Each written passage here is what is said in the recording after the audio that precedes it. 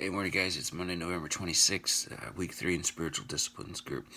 I want to mention before we get to this discipline that some of you guys have talked about how you really benefited from some of the previous discipline there. And I just want you to know that's part of the intent of this is to expose you to some of the different ways that others have followed Christ, different tools and techniques that they have used, so that you would incorporate them and keep doing them.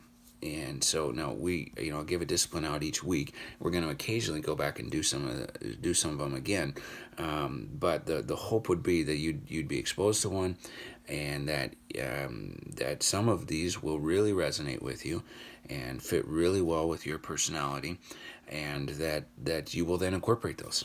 It's not just like, hey, we wanted you to practice the presence of God for 1 week in November. It's we went over what it is to practice the presence of God, with the idea that it's going to just click for people.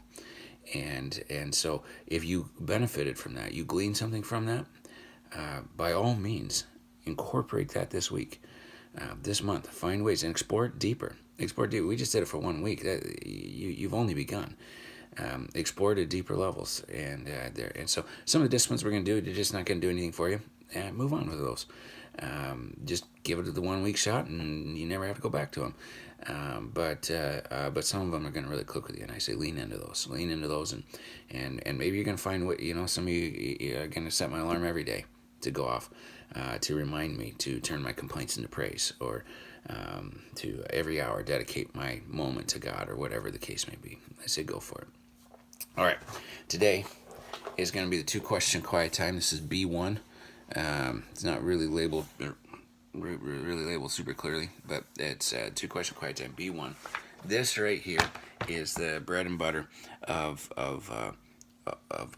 being with Jesus. Right here, this is it. You're gonna read your Bible and see what it is the Bible's saying. There is no substitute for being in the Bible.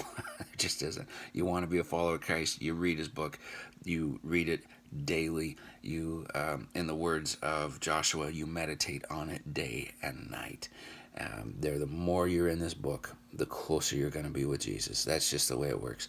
And if you're not in this book at all, you will not be close to Jesus. It just won't work. To try to be a follower of Christ without reading your Bible is like trying to be an accomplished violinist without actually touching a violin. It's just not possible. The only way to get close to Christ, it has to involve the use of his Bible. And so this right here, the 2-question quiet time, this is how I was taught to read the Bible back in 1989. I still remember the first time I was shown this methodology, and here we are almost 30 years later, and I'm still doing it this way. This is my go-to for reading the Bible. And the way it works is this: is that you pick a text.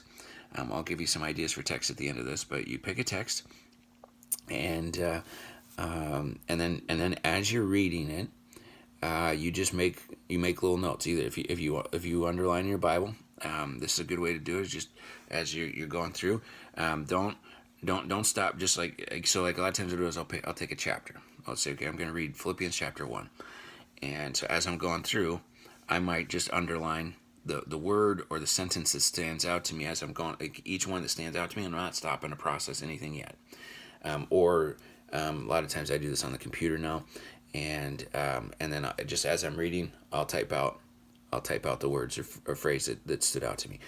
Just again, not process anything yet, just reading it. And then when you get done with whatever you're going to read, the chapter or whatever, go back and look at what you've underlined. And then what you do for those is and then I like to star 1 or 2 of those that stand out to me as the key idea for them. Like this is what popped for me the most. And then I think it's important to write it out. To write out why that stood out to you. And that's where I know a lot of people are not in the habit of journaling, and they don't like the idea of journaling. And I'll just tell you this: like, if you're not going to journal, you're going to forget it. I guarantee it. You're going to forget it. If you journal, you're going to forget it eventually, but it's going to stick with you longer. And there have been so many studies that have shown if you will actually write down your thought, you're going to remember it significantly longer than if you don't. there, because if you don't write it down, I'm guessing that within a half hour you don't even remember what you read on most days. But if you write it down, it's going to stick with you a little bit longer, and then you're going to be able to go back and review, which that's pretty good for me. Is that when I'll sit down to say read my Bible on, I'll say like today on Monday, I can actually look back at Sunday's notes and just like, okay, here's what stood out to me there. Or I don't do that every day, but it's really helpful because you start picking up on themes of what God's teaching you there, and so. I journal it. I'm not looking for big. You don't have to be a big long journaler. You don't have to do like a page, of deep feelings or anything like that.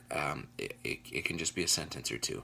I'm looking at mine right now from this morning, and my observations. I had two things that stood out to me. I was reading Matthew 6.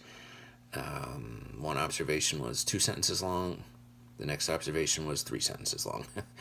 They're really short, but they stick with me a lot longer that way there. So anyway, so yeah, did 2-question quiet time. You go through. Question number 1 is what are the verses stood out to me, and question number 2 is why did they stand out to me. That's all you're trying to do is answer those 2 questions there. And then when you report to your groups, what I want you to do is just report on what you're reading.